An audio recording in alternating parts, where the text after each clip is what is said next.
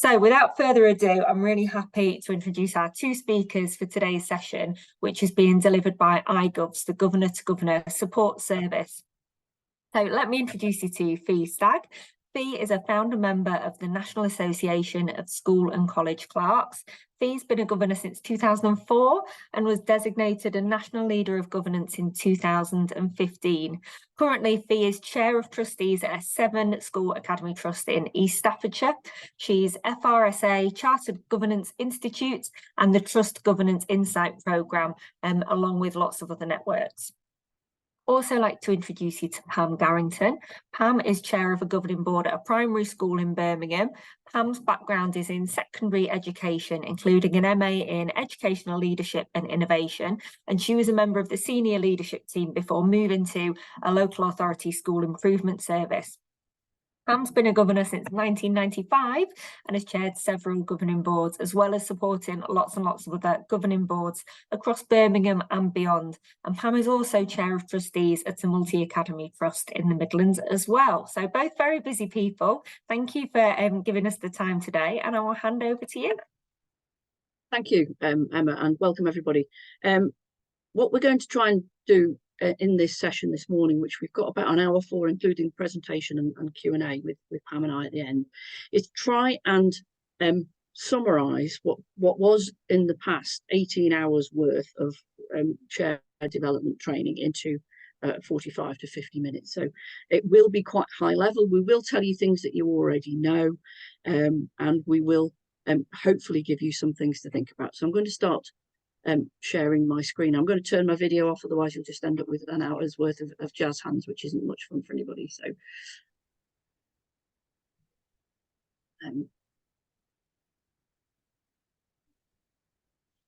can somebody put their thumb up to just say that they can see that? Yes, we can see it. We can see Thank you. Okay, I appreciate I'm being recorded, but it's always good to check. Okay, so just quick introduction to myself and Pam. I've just worked out we've got about 40 years worth of governance experience between us. Well, and I think that's a really quick test for you to do around your governing board tables, is to just find out how long everybody's been a governor. Somebody might have been there for 20 years, somebody might have been there for 12 months. And that collective knowledge, that collective skills, that collective enthusiasm around the table is really, really important. And as you're considering taking the chair as a new chair perhaps, or you're taking the chair again because you've done it previously, just a bit of a sense check about who you've got around the table is really quite an interesting thing to do.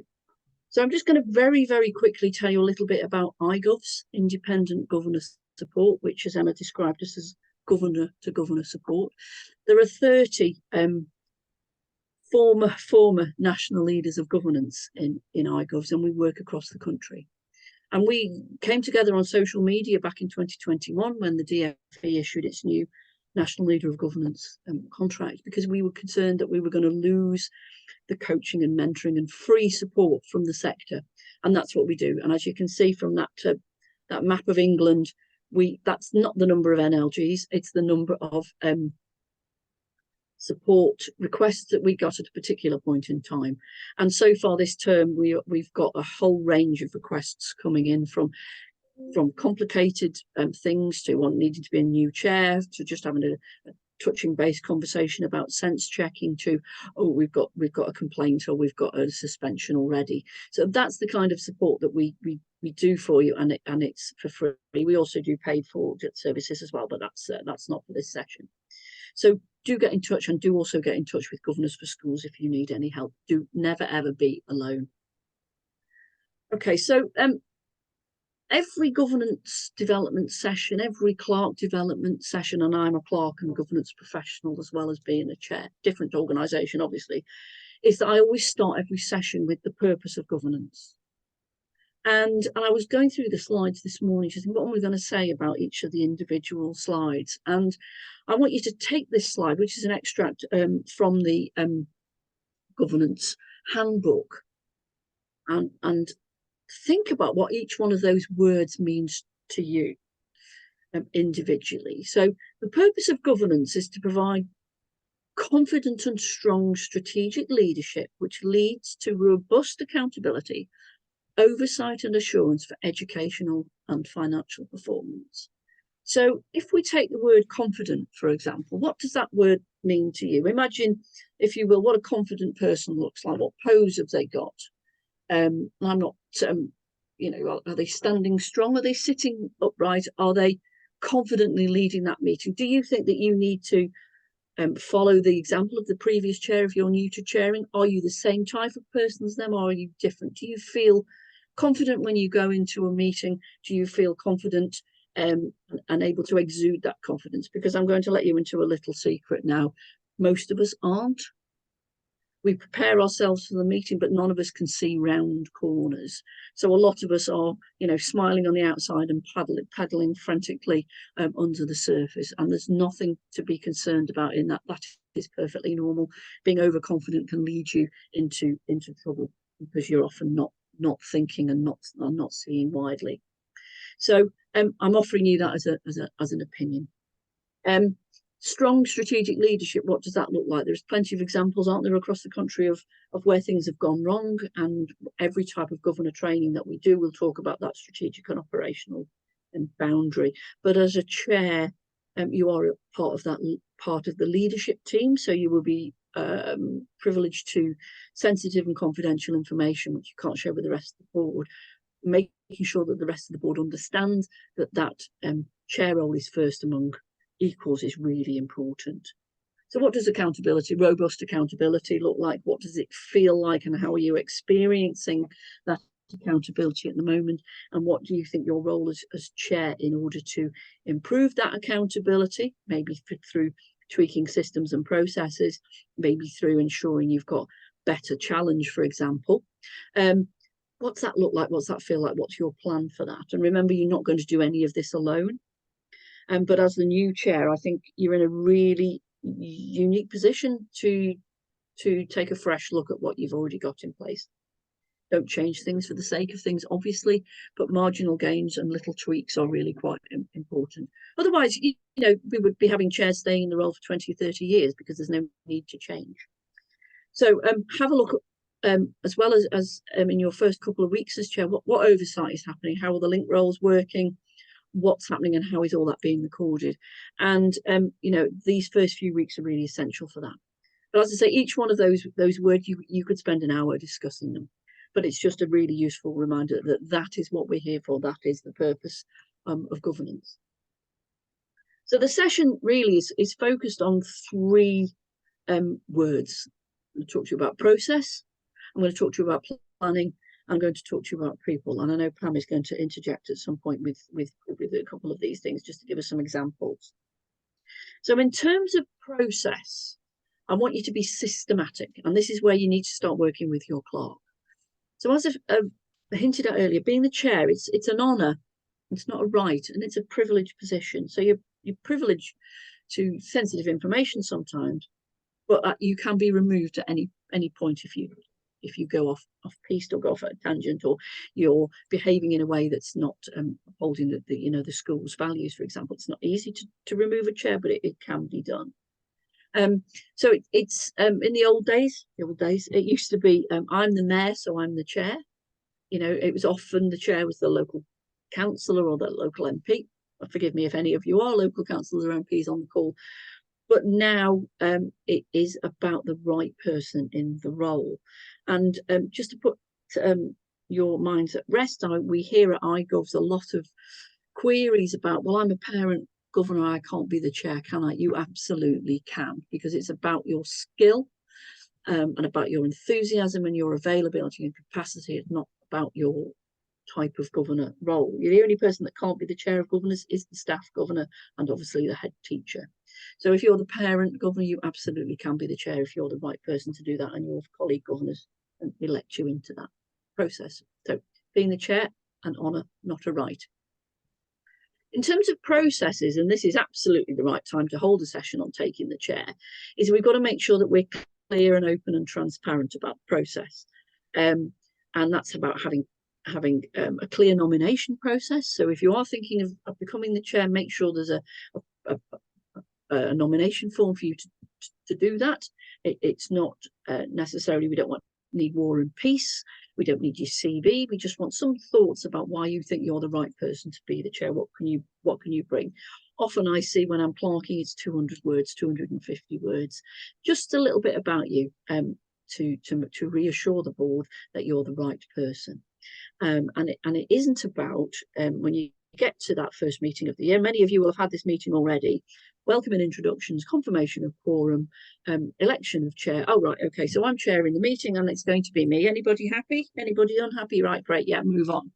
That's not an open and transparent election process.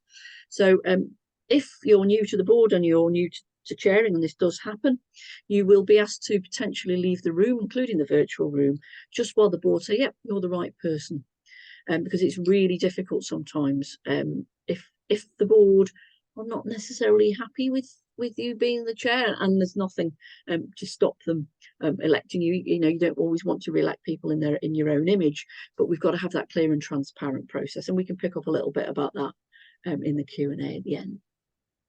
Timescales about elections, you know, it's different everywhere, but most of the time the election takes place in the first half of the autumn term. In some academy trusts, it can be in April, at the beginning of the financial year, but most of the time it's at the beginning of the academic year, unless the chairs resign mid-year, which does happen, which is why succession planning is really important. If I could just interject can. here, Fee, if I may. A frequently asked question is how long should a chair take on their role? And I know there's clear guidance about this from various organisations, and people often say no longer than 6 years. However, I know how difficult that is on some boards where basically nobody else wants to take on the responsibility. For me, it's not necessarily about the timescale, it's just about how open are you as chair to really consider your processes, your planning, how you work as a governing board, and constantly reconsider how you're going about things. So that if a chair comes along and says, oh, well, we've always done it this way and it's always seemed to work, so we're not going to change our ways, that's maybe time for a chair to reconsider whether they should be in place, because, you know, times move on. It's just about being open to new ideas and open to the fact that there might be different ways of running the organisation and being a board. So it's just about reviewing those processes, reviewing that planning, reviewing how you run your governing board meetings and the people you interact with. Absolutely, Pam, spot on. So we're constantly, as Pam's just a beautiful expression, they're constantly reconsidering. So the time scales, as Pam's just mentioned, you know, the guidance is out there that says 2 terms, no more than 6 years to 8 years, but that doesn't necessarily mean that you have to end then. With good succession planning is also important, but you can, you know, continue with your role after those 6 to 8 years if you are the right person for the job. I've spoken about the role of the clerk, really important, particularly in that first election of the chair. And the DfE have published role descriptors for chairs, and also other organisations like Governors for Schools have also got important role descriptors. But it's important that, you know, you are clear and systematic and open about all your election processes. So now my screen has decided to freeze. So I'll just have to exit and go back in. I do apologise. No, it won't let me do that either. Okay, right. Planning is the next point. Being prepared. So often chairs, when you become the new chair, it's something that you want to do, and there is a nice rollover, there's a nice succession planning. The chair steps down and you've been shadowing. Sometimes a chair will join a board new, and I know Pam has been in that position because she's been brought in from outside by an academy trust, by the local authority, to chair a board. But it's really important that you do some CPD, and Governors for Schools and others do offer that chair development training, and it's important that you do that. On a personal side, it's about managing your own time. I've seen new chairs rushing at everything, trying to get everything done in that first term, charging about overwhelming themselves, overwhelming the board, overwhelming the head teacher. Be paced. Think about what you need to do. If you've got a governor development plan, work with your clerk, have a think about what you need to do and when you're going to do that. Work to your agenda plans, but just pace yourself. There's a lot to do and the workload is increasing. And I noticed in the chat somebody's just said, do they think chairs should be paid? I'm on a journey, I hate that expression, on whether chairs should be paid or not, but I'm more personally of a yes, potentially, than I was a few years ago when it was absolutely not. You're absolutely entitled to claim legitimate expenses as well. And I know school finances are tight, but you know, it is a little bit of recompense does go a long way. So managing your time is really important. And the next thing I want us to think about is about being reflective. So you've become the chair, you've had those nice, clear processes, you're working with the head teacher. How did that first meeting go? What would you have done differently? You're new in the chair role, so you can perhaps look at the board through different set of eyes. Did I include everybody in the meeting? Did I ask everybody's opinion? How did that agenda item go? Did I over prepare? Did I under prepare? Did I get out of, or did we collectively get out of the meeting what we intended to get out of it? But be reflective about how that went, and do some thoughts on that. Pam, yes. Okay, yes. Just to again into me, I really like the word reflective in terms of governance, and we often don't consider that. I think all governors should be given time to reflect and think. It's often said governance is a thinking role, and I think sometimes as chairs, you're planning and working with the governance professional to plan your agenda, and sometimes the agenda items become so packed that you're just simply moving on from one agenda item to the other. And there's no time to be reflective, to actually think about the decisions that you might be making and why you're making those decisions. And I think being reflective and thinking about things is really important. And I suppose the other angle that I would say on this is that at the end of the meeting, yes, you think about how well the meeting has gone. What about the other governors? Have they got an opportunity to go away from that meeting and think about, so what do I need to do between this meeting and the next meeting? Not just think, well, I've come together in this meeting and actually there's nothing else now to do until the next meeting, which might be, you know, in 2-3 months' time. I think taking that on board and being reflective and giving all your team of governors the opportunity for thinking time and time for reflection is really important. Again, I agree with you, Pam, and I'm going to be really, really provocative now. And I'm glad you've mentioned the word agendas, because I love agendas. They are an overlooked tool in effective governance. But agendas are often packed. They're often just a list of things that you're going to talk about in the meeting. There's no clarity on what decisions that you're making and why.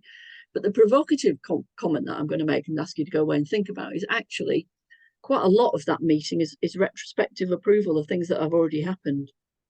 So if we are going to be truly reflective, then we need to be re-looking at our agendas and go, well, that decision's already been made. Did it go well or did it not go well? What impact did that have, and what do we need to change, or what do we need to carry on doing? And you know, if we start shaping our agendas around that, then that's could be quite an interesting thing. Going off on a tangent. I'm going off on a tangent. No, and I'm going to come back on a tangent as well, because I think that's absolutely right. That very often a lot of the agendas are, you know, going back on retrospective decisions, and also the head teacher's report. which as a governing board, you can shape what the head teacher's report, and should be shaping what the head teacher's report looks like. And that is something I think as a chair that you might have that discussion with your head teacher about it. So the head teacher's report shouldn't just be a report on what's happened retrospectively, but again should be seeking governors to think about, and what do we need to think about next. So there is a developmental aspect into the head teacher's report, which is presented at the governing board meeting. Absolutely. And the other thing is, as the chair, it is your agenda. Whilst the clerk will provide you with a list of things that you need to talk about, and the head teacher will have things as well, and the business manager will, it is your agenda, because you are chairing the meetings, and we all chair in slightly different ways. So, you know, you need to make sure that that meeting flows well, and it's your responsibility as chair to do that. So while Pam was talking, I just pulled up this next slide, because the head teacher's report is another item that comes up an awful lot in the work that we're doing as iGovs and as NLGs, in terms of content, in terms of whose report is it, in terms of heads asking what should we be reporting on, you know, is it data driven, is it narrative, what do the governors want. Pam's right, it is our report. It is a head teachers or principals or CEOs report to the governing board, to the trustees, about things that you want to know and need to know, as well as what you have to know, such as data and safeguarding information, etc. And that can actually lead to quite a courageous conversation. And there was a question came up in the chat a moment ago. I was just having a look. Do chairs need to attend all SLT meetings? No. We get invited to occasionally to get to know people, but as a matter of course, then no, we don't attend SLT meetings. They are very, very operational.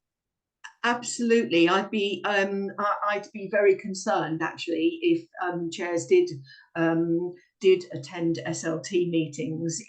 There's things that they would want to discuss themselves, and I think by you being there, it is a totally operational meeting. You might be invited to attend an occasional meeting, perhaps if they're discussing strategy, but certainly to attend every SLT meeting, I'd be very concerned if that were the case. Absolutely. And so here we're talking about on people, building the team, developing trust. So we need as chairs to trust that the head teachers are doing what they're supposed to be doing, but we also need to check and monitor in a supportive and encouraging and coaching way. It's not a punitive role. A lot of the times when things go wrong, it's because there's been a power imbalance, and that's where, you know, chairs say, I want this, I want this, I want this, and head teachers are you know, overwhelmed by that, and it's absolutely not appropriate. And also where we've got head teachers that are chairing by default, and that is also not healthy. So it's getting that balance right, and it's having those conversations. What was the purpose of the meeting? What do we need to get out of it? And which is why I shared that first slide earlier about the purpose of governance. And if we hold that underpinned by the 3 core functions, I don't think we're going to go far wrong. Absolutely, I think that's right. I think the relationship between the chair and the head teacher is perhaps a little bit different than the relationship with the other members of the governing board. Yes, there are times when you do have to have courageous conversations, and that's for all governors really, but especially I think sometimes with the chairs and the head teacher. But I think you have to also bear in mind that actually the role of a head teacher is a very isolated position. And okay, they might have their colleagues in local schools sometimes that they can go to, but often local schools in this world of falling roles, there's often competition. So there are things that the head teacher wouldn't want to share, and sometimes the head teacher might want to just just have an honest conversation with you about something that they've been thinking about. So I think as a chair, you need to be open to that, and open to that sort of sensibility that the head teacher might be sharing something with you which they wouldn't want to share with the whole board, but it is a professional conversation all of the time, and there are some times when you do have to have courageous conversations, and that is sometimes difficult, but necessary. Absolutely.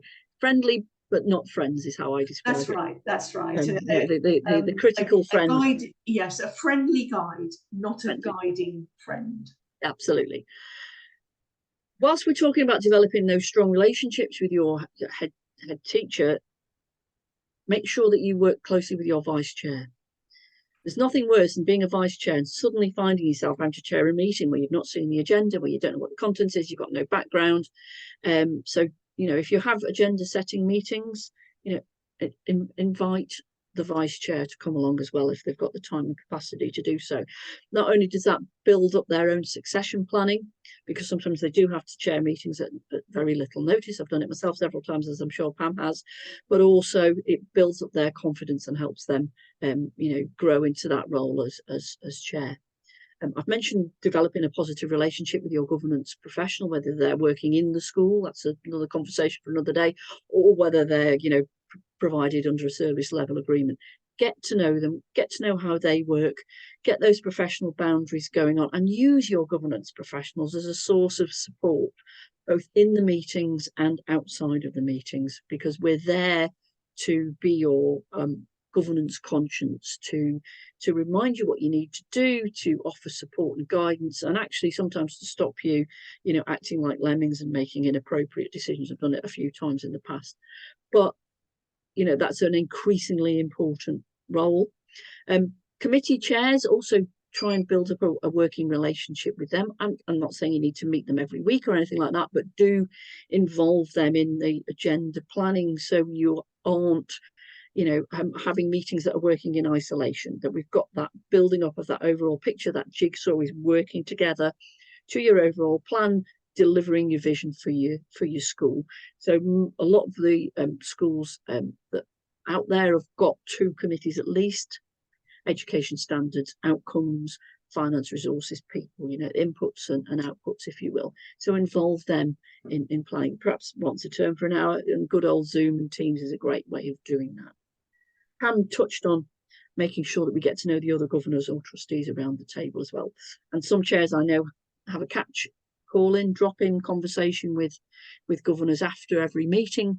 Some of them do it, you know, at least twice a year. Some of them do it by email, some of them do it on the phone, but get to know who's around the table, what makes them tick, what their motivations are, what their needs are, and you know, make sure you've got the right people sitting around the table. Yes, and I think that's coming back to the phrase at the beginning, building the team. Remember that it is a team, and an effective team. In an effective team, really, it is about teamwork and everybody within the team understanding their role.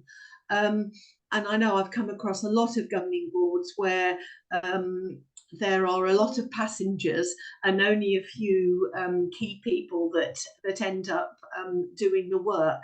And really, if you're building an effective team and you're mindful of your own well-being as well and managing your own time, every member of that team should have a role within the governing board and understand what that role is, and what the responsibility is that they have to fulfilling that role. And I suppose a little bit cynically, I might even say I've come across some chairs that have said, oh well, you know, Mary Smith's part of my governing board, but she actually doesn't do anything. She attends all the meetings, but she doesn't do anything. or want to be part of the actual team, just wants to be there to listen, or wants to be there to have a cup of coffee and a piece of cake. And I actually sort of say, what's the purpose of that being there, of that member, being there? I know it's hard to recruit governors, but are they really fulfilling a useful role? Are they really members of your team? Yeah, quite. And it's okay. Ask for help. Say, please, Mary, would you help me with this? And sometimes that's all it takes to re-engage somebody who may be maybe being a passenger.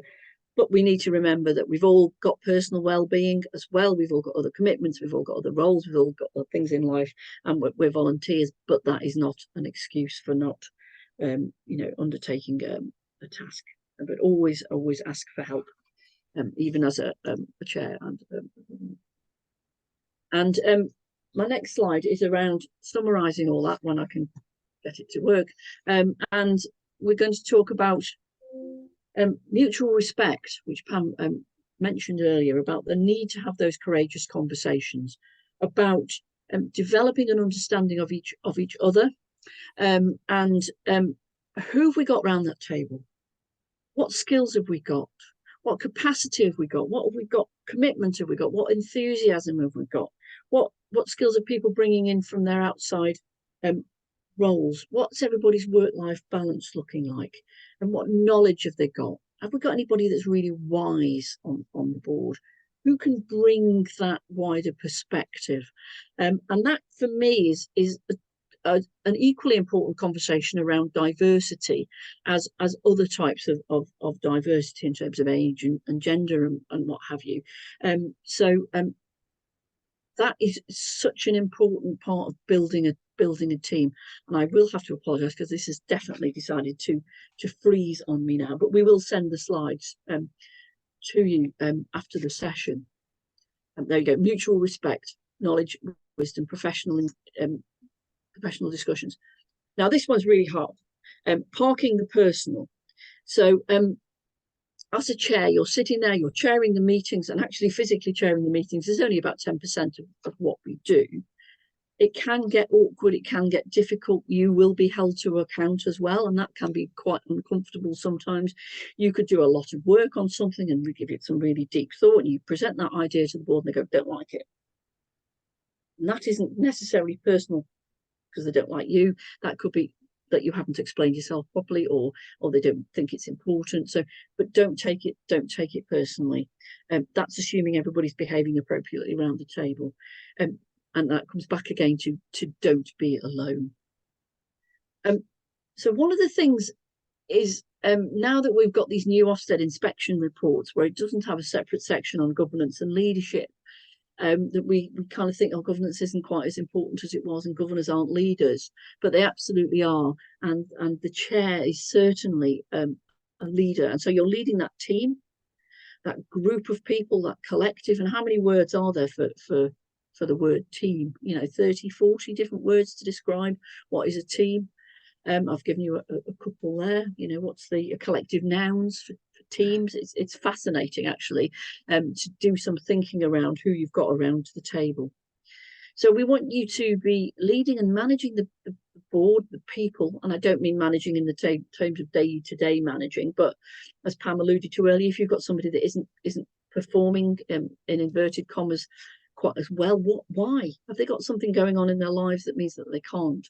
If they've got a problem with attendance,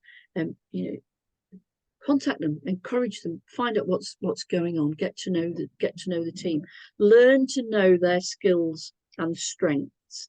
If you know that somebody's always got to have the first say, or has to present a question in a certain way, allow for it. Be kind. It's really important.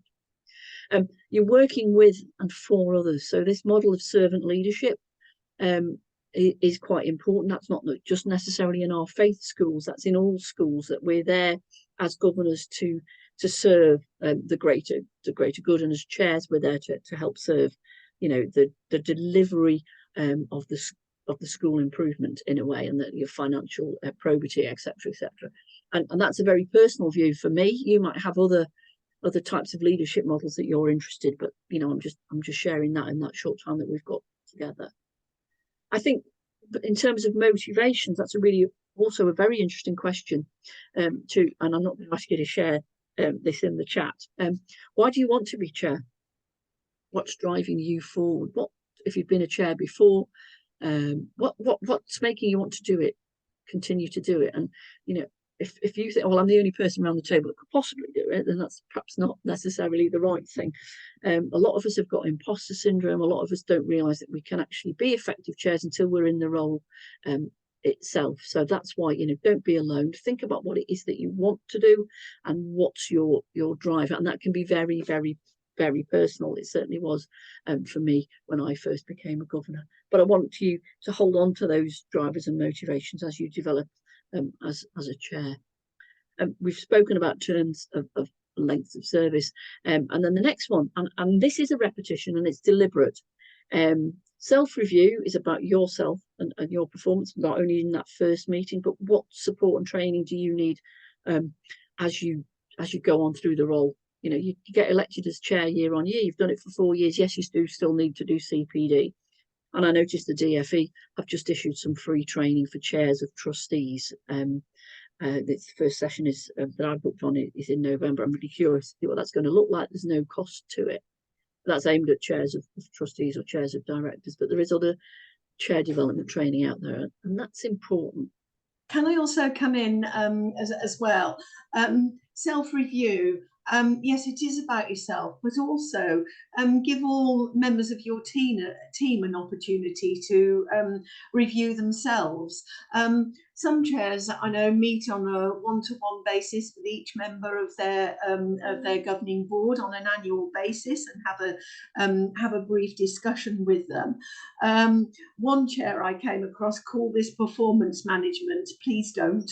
I think that's not what it is. We all are volunteers, but to give, if you do have the time to meet all members of your team on an annual basis and you know, have a brief discussion with them. Maybe they'd like to be involved in something that you haven't given them an opportunity to be involved with. Maybe they themselves are thinking about how they can develop themselves and they don't really know where to go for in terms of CPD, and you might have you know, details that they can go to, or use your governance professional for that. But I think to give every governor an opportunity to at least review themselves and actually maybe be part of the school's annual SEF, so that as a governing board you're thinking about what has been the impact. So that starts with the individual. What's been the impact of me as an individual, not just you as chair, but each individual member? What's been my impact on the workings and the effectiveness of governance? And how does that come through in terms of the impact of the governing board as a whole, in terms of the SEF? So please give your governors an opportunity to have their say as well. Absolutely. And that last bullet point there is about succession planning, which is not necessarily about succession planning as chair, as leader, but as the chair, are you asking questions about the leadership succession planning in your schools? What information are you getting about staff and support staff, CPD and succession planning for roles? That's also important and often gets overlooked, actually. So this is a very, very quick slide because we've said all of this before already, summarising how to work with your governance professional clerk, particularly if you're a new chair. Build a good positive relationship, respect the protocols, have open conversations with them, share ideas. The clerk is no longer there just to sit in a corner and scribe and take minutes, but actually be actively part of the meeting, and to share ideas and offer support from what's happening in the other schools that they're clerking, respecting confidentiality, of course.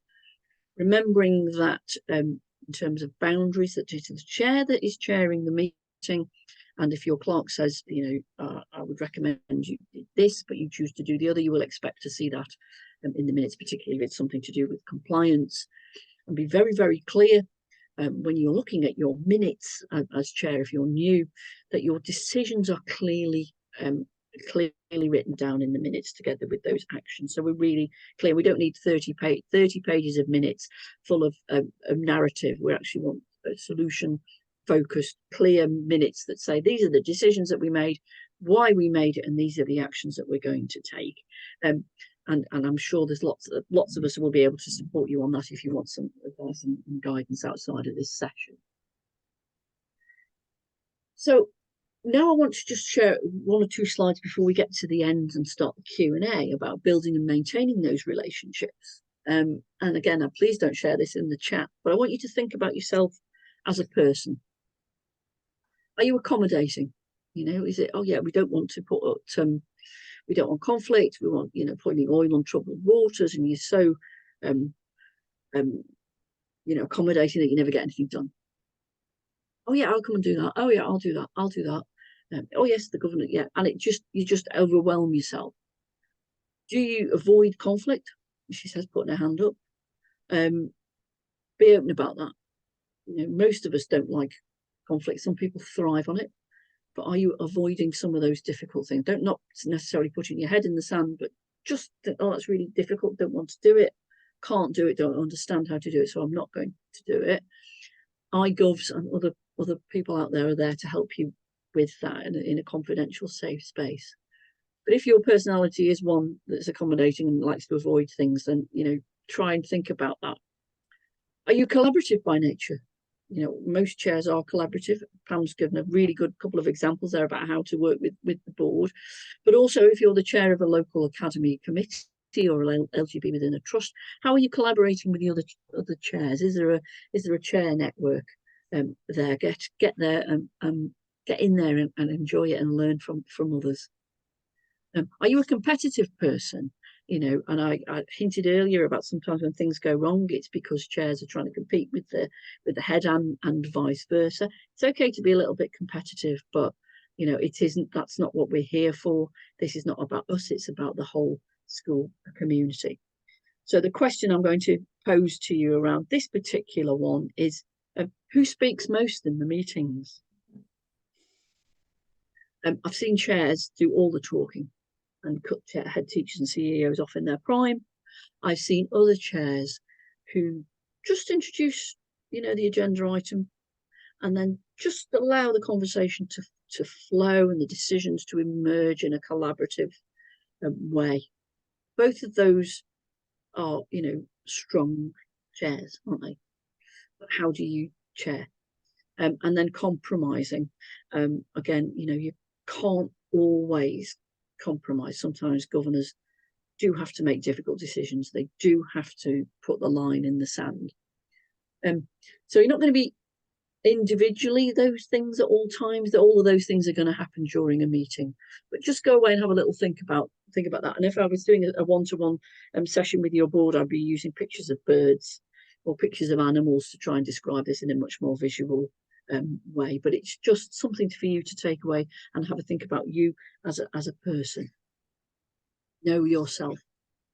So building good relationships, really key. I'm not going to repeat myself on that one. If you're new to the role of chair and you're new to the organisation, get to know how it works. Understand who the people are. Ask for a structure. Understand how your committees are working. Understand your role descriptors. Understand who's doing what link role and whether that's working or not. This is the time of year to have a refresh and have a think about that. And don't just keep accepting terms of reference the same year on year and just updating the date. Have a look at what it's saying. Has things changed? The DFE have produced role descriptors as well as chairs descriptors. We've got trust quality descriptions. Have a look at those if you're working in an academy trust. Just understand the organisation and the structure in which you're chairing, and what can be changed and what can't be changed, and what impact is going to be. And then that finally, really important, setting your stall out and engaging with your stakeholders, engaging with the rest of the governing board, as we've spoken about.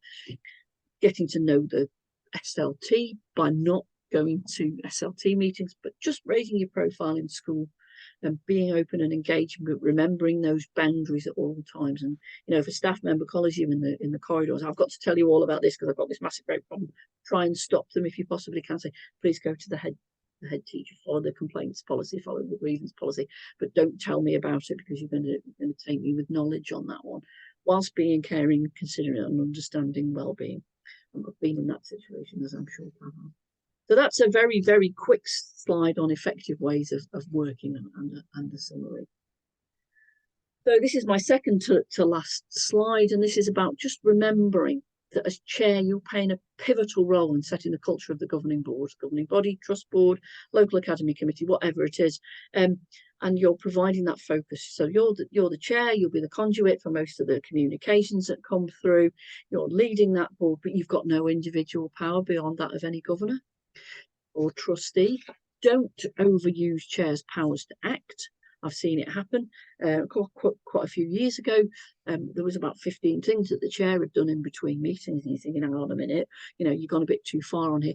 In extremis only is for chair's powers to act. You should be able to, if it's that serious, you need to call a governing board meeting within 3 days. If you need some help on that, if that's ever unfortunately the position you find yourself in, double check with your clerk, double check with your local authority, double check with your governance professional, but just get that systems and processes in place. And remember, the chair has got no greater individual power over that or any other governor. And I'm sure, I can't see Pam, but I'm sure she's nodding her head at that. I totally am nodding my my head there. Yes, yes. You are only acting on behalf of the board. In an emergency, yes, emergency powers when not to make a decision would compromise perhaps the safety of the school, but otherwise don't, for your own safety really, don't try and take decisions. You're acting as a member of the board, so those emergency powers should only be used in, as it says, an emergency. With the caveat of what we said earlier about the head and the chair relationship, where they're thinking about, future direction and sounding boards. Within that, try not to make too many decisions. Finally, thinking about yourself. What kind of person are you? And then I want you to just take this slide away and have a think about how you would answer any of those questions, what training you might think you need around that, over and above, chair development if you're new to it, and then just thinking about that third to the bottom bullet point is so important about when you need to take advice from others, because you don't automatically know everything the minute you become the chair. People often think that you do, but you don't. We're all on a massive learning curve, and there's no shame in acknowledging that. So what do you know about yourself, and are you ready for the challenge of being the chair? And I'm absolutely sure that if you have just been elected, you're the right person, and if you've been doing it for a while, that you've just been re-elected for all the right reasons. So think about that. And then if you want to contact independent governors, that's the email address. Do follow us on Twitter, now known as X, at iGovs1. There's lots of us on there, and then do check out our website. So I know Governors for Schools have got 2 slides to follow up with, and then we'll tackle some Q&A. So thanks for listening, and I will stop sharing. Lovely. Thank you, Fee and Pam, so much. That's been really informative and lots to think about, and it's actually quite motivating, which is maybe a bit of a worry. I might not sit on my hands anymore. I hope I haven't put anybody off. That's the key thing. No, definitely not. There's been some really great questions, so much going on in the Q&A bit. So I think we'll do some questions now before I just finish up at the end with our last 2 slides. There's a few themes that have come through, so I'll put some people's questions together. One that's come up a few times is, what are your thoughts on co-chairing as a setup, and how that responsibility is shared? Does it work? What do you think? Okay. Yeah, I've supported several governing bodies, several governing boards where there have been co-chairs, Sometimes it works, and it works very well.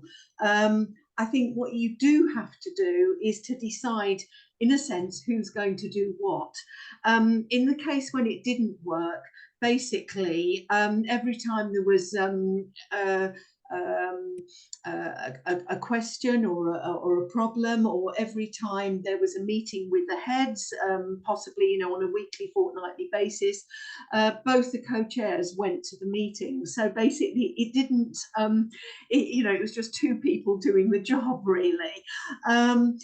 If you actually divided up the role, so for example, one of you is more able to attend meetings during the day, the other person, you know, has a full-time job and is unable to meet, then it works extremely well. There has to be good communication between the two co-chairs, but where there has been that good communication and there has been a clear sort of division of roles, if you like, with the caveat that if one of them wasn't available, the other person could, you know, could jump in. It has worked extremely well. So it can work as long as you lay down those sort of that framework of how you're going to work together. Makes sense. Thanks, Pam. On to another question then. We'll come back to Fee for something else, I think. One of the questions that came up, Fee, was you mentioned the DfE training for chairs of trustee boards. Yes. Just wondered if you could signpost anybody to that, because there was a couple of questions. I will do. Can I send it to you afterwards? Because I've just... Perfect. But yeah, it's only come out in the last couple of weeks. Perfect, that'd be great. Thanks, Fee. Linked to that, I've had a question from somebody who is a new chair and wanting to know, how do you know if you're missing something that is your level of responsibility? And that kind of links to another question of what training do you recommend? Where should somebody go to if they're thinking, right, these are the things, what do I need to know about safeguarding? What do I need to know about policy decisions? Where would you go for that kind of solid background? What a question! That's a cracker. What do I know? What don't I know? What do I know? I don't know. Exactly. Really good question. Nobody knows everything. There's the comforting question. You know, work with your head teacher, build up that positive relationship. They don't want the school to fail either. Work with your business managers. Work with your clerks. Talk to the governance professional in your trust if you've got one. You know, the service providers. If you're purchasing a clerks from a service level provider, they will have support. So follow agendas that are being provided by others if you're new, and just shape them to your own school and vision. Don't if you get an agenda from your service provider or the local authority that says autumn term 1 you need to do X, Y, and Z, the chances are you probably do need to do X, Y, and Z. Don't take things off, but add to it to shape it around your schools. And then often, you know, I walk out of a meeting, oh flipping heck, I've forgotten to mention that. That's human. Don't beat yourself up about it.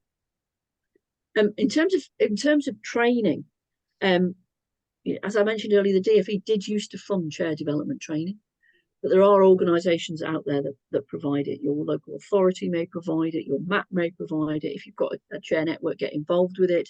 But in terms of qualifications, there is no qualification on how to be a chair. So, but if you're interested in leadership, do some leadership. The National College, I'm just using that as an example, have a whole suite of training. So governors for schools, you're also provide a suite of training, and I'm not going to mention anybody else's names, but the training is out there. Yeah, I would say join as many sort of governor networks as you actually can, because they will send out sort of weekly newsletters, that sort of thing, for, you know, any changes that are coming up. Join those, and that will help you to keep up to date with what's happening in the education world, I guess. Yeah, absolutely. Brilliant. Thank you both for that one. Another kind of theme of a question that's come up a few times is somebody who's a chair of governors at a maintained school that is becoming an academy. How does that role change? Is it different being a chair of an academy local governing board compared to being on a maintained school board? It will change. It will change quite considerably, to the extent of it. You need to look at the articles of association when you join a multi-academy trust. What are the terms of reference for the local advisory committee? Of course, you won't be making strategic decisions, so you won't be sort of leading your team and giving them the information to make strategic decisions. It's the trustees that make those strategic decisions. I think it does depend on what are the terms of the terms of reference and what is going to be your role. You won't be able to set the agendas in quite the same way, although hopefully the Multi-Academy Trust will still enable you to have some sort of say in what those agendas actually are. I think with a local advisory committee, really, you will have 3 roles, I suggest. Even though you'll have to look at your articles of association and see what the scheme of delegation is. But you'll have 3 roles. You will be concerned, I'm sure, with safeguarding, how your school carries out its safeguarding functions, but you'll be following the Multi-Academy Trust's policy on that. You will be looking at standards, I'm sure. Are the standards good enough? What progress are all of the pupils making, including pupil premium children and disadvantaged children? And you will have an involvement in stakeholders. So how do you engage the stakeholders? Those are the 3 sort of almost core functions, I would say, of a local advisory committee, but you won't be making the same sort of decisions. The other role, I think, for you as a chair of a local advisory committee, and it's a really relevant question to be asking: what is the communication like between the trustees and the local advisory committees? This is something I do think that multi-academy trusts have struggled with sometimes, and made decisions at a really strategic level, but actually not really communicated them to the local governing body or advisory council. So do ask those questions, and be sure what is your remit as a local advisory committee. And also, if we come back to the training as part of a multi-academy trust, hopefully the multi-academy trust will be offering members of the advisory committee training themselves. Brilliant. And if they aren't, why not? Yeah, exactly. Good question. That's great. Really full answer. Thank you, Pam. We could sit and talk for another hour because there's still loads of questions, but I'm conscious of time and we're going to need to wrap up with our last couple of slides. So thank you so much, Pam and Fee. That has been so informative. Obviously, people can go and visit the iGov's website as well, so please do have a little look at that. So just to finish off then, introducing our chair recruitment service. So I'm happy to share that Governors for Schools, obviously we recognise that there are a lot of additional requirements to being a chair of governors. So just this month we've launched our chair recruitment service. So if you're on this call and you're not already a chair, but you think you would like to be a chair, perhaps at a different school, we would really welcome your application and we'll provide lots of support along the way. We've got a recruitment team that will talk you through the vacancy, talk you through the school, make introductions, and then you get lots of support, including our Becoming an Effective Governor online training, as well as support from iGovs, including a training session and mentoring. So if you're on the call and you're interested in taking on a different chair position, or perhaps you're a governor professional and you need a chair, please use the email address recruitment.service@governorsforschools.org.uk.